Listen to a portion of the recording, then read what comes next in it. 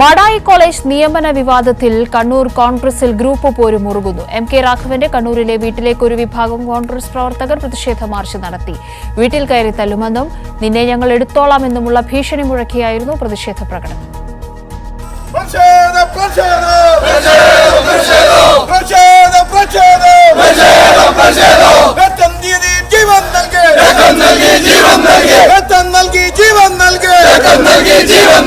MK. രാഘവന്റെ Kannur കുഞ്ഞിമംഗലത്തെ വീട്ടിലേക്ക് പ്രതിഷേധ പ്രകടനം നടത്തിയ കോൺഗ്രസ് പ്രവർത്തകർ വീടിന് മുന്നിൽ കോലം കത്തിച്ചു.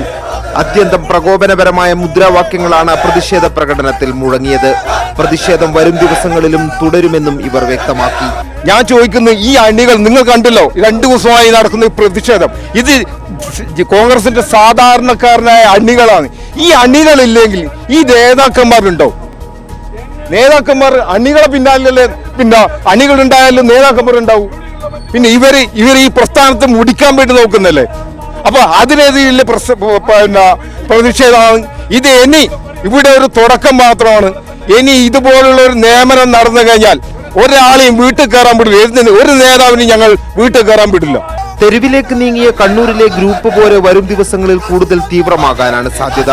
കെ സുധാകരന്റെ അടുത്ത അനുയായികളാണ് എം.കെ. രാഘവനെതിരായ പ്രതിഷേധത്തിന്റെ മുൻനിരയിൽ. കണ്ണൂരിൽ സ്വാധീനമുറപ്പിക്കാനുള്ള എം.കെ. രാഘവന്റെ ശ്രമത്തിന് തടയിടുകയാണ് സുധാകര വിഭാഗത്തിന്റെ ലക്ഷ്യം. അതേസമയം പൊരുതാൻ ഉറച്ചു തന്നെയാണ് എം.കെ. രാഘവന്റെ നീക്കങ്ങളും. കൈരളി ന്യൂസ്, കണ്ണൂർ.